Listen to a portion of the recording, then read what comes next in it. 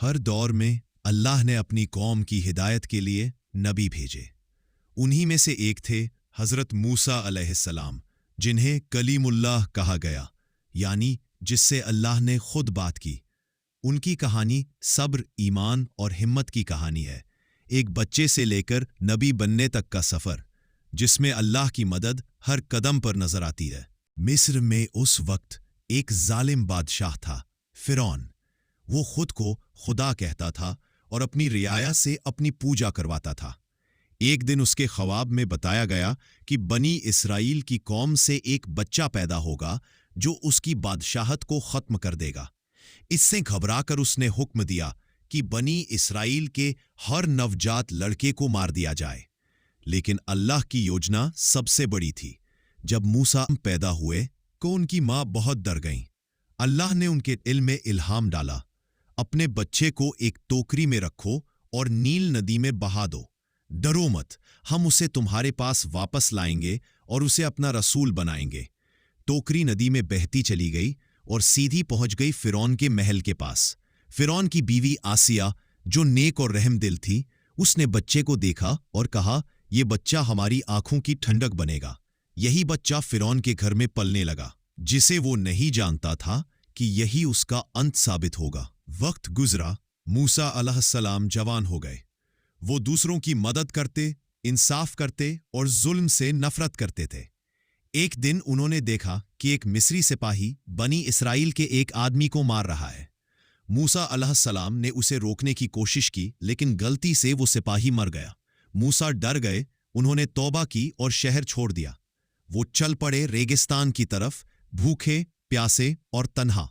کئی دن بعد وہ مدین نام کی جگہ پہنچے۔ وہاں انہوں نے دیکھا 2 لڑکیاں اپنے جانوروں کو پانی پلانے کے انتظار میں ہیں۔ موسیٰ علیہ السلام نے مدد کی اور لڑکیاں اپنے پتا کے پاس لوٹ گئی۔ ان کے پتا ایک بزرگ نبی حضرت شعیب علیہ السلام تھے۔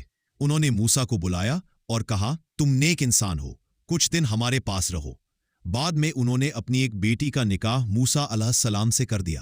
وہاں کچھ سال رہے، پھر ایک دن اپنی بیوی کے ساتھ مصر لوٹنے لگے۔ راستے میں ٹھنڈی رات میں موسیٰ نے دور ایک روشنی دیکھی۔ انہوں نے کہا، میں وہاں سے آگ لے کر آتا ہوں۔ جب وہ پاس پہنچے تو ایک پیڑ سے آواز آئی، اے موسیٰ، میں ہوں تمہارا رب جو ساری دنیا کا مالک ہے۔ موسیٰ السلام ڈر گئے، تیلے میں انہیں تسلی دی۔ انہوں نے کہا، اپنی لاٹھی زمین پر ڈالو۔ جیسے ہی موسیٰ نے لاٹھی ڈالی، وہ ایک زندہ اژدہا بن گئی۔ موسیٰ گھبرا گئے۔ اللہ نے کہا، مت ڈرو، یہ میری نشانی ہے۔ اللہ نے انہیں نبوت دی اور حکم دیا، فرعون کے پاس جاؤ اور اسے میرے راستے کی دعوت دو۔ موسیٰ علیہ السلام اپنے بھائی ہارون علیہ السلام کے ساتھ فرعون کے دربار پہنچے۔ انہوں نے کہا، اے فرعون، اللہ کی عبادت کرو اور انصاف سے کام لو۔ فرعون ہنس پڑا، کیا میں تمہیں نہ پالا تھا؟ اب تم مجھ سے اوپر کی بات کرو گے؟ موسیٰ علیہ السلام نے کہا، میں وہ کام نہیں کرنا چاہتا تھا، پر اللہ نے مجھے بھیجا ہے۔ فرعون نے جادوگروں کو بلایا تاکہ موسیٰ کی نشانیوں کو جھوٹا ثابت کرے۔ جادوگروں نے اپنی رسیاں پھینکی، وہ سانپوں کی طرح لہرانے لگی۔ موسیٰ نے اپنی لاٹھی پھینکی، وہ اژدہا بن کر سب رسیاں نگل گئی۔ سارے جادوگر سجدے میں گر گئے اور بولے، ہم موسیٰ اور ہارون کے رب پر ایمان لائے۔ فرعون غصے میں بھر گیا اور بولا، میں تمہیں صلیب پر چڑھا دوں گا۔ لیکن موسیٰ علیہ السلام کو اللہ کا سہارا تھا۔ فرعون نے بنی اسرائیل کا پیچھا کیا، لیکن اللہ نے موسیٰ کو حکم دیا، اپنی لاٹھی سے دریا پر مارو۔ جیسے ہی موسیٰ علیہ السلام نے لاٹھی ماری، نیل کا پانی 2 حصوں میں بنٹ گیا۔ دونوں طرف پانی دیوار کی طرح کھڑا ہو گیا اور بیچ میں سوکھی زمین بن گئی۔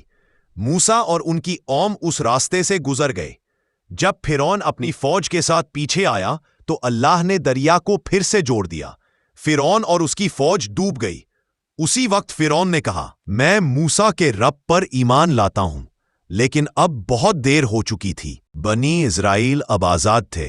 موسیٰ علیہ السلام طور سینائی پہاڑ پر گئے، جہاں اللہ نے انہیں تورات دی، ایک پاک کتاب جس میں رحمت اور ہدایت تھی۔ لیکن جب وہ لوٹے تو دیکھا کہ ان کی قوم نے سونے کے بچھڑے کی پوجا شروع کر دی ہے۔ موسیٰ علیہ السلام بہت دکھی ہوئے، انہوں نے تورات کے تختے زمین پر گرا دیے اور اپنی قوم کو سمجھایا۔ دھیرے دھیرے ان کی قوم نے توبہ کی اور اللہ سے معافی مانگی۔ حضرت موسیٰ علیہ السلام کی زندگی ہمیں سکھاتی ہے کہ جب حالات مشکل ہوں، جب لوگ تمہارے خلاف ہوں، پھر بھی اگر دل میں ایمان اور صبر ہے تو اللہ ضرور راستہ نکال دیتا ہے، کیونکہ جو اللہ پر بھروسہ رکھتا ہے وہ کبھی اکیلا نہیں ہوتا۔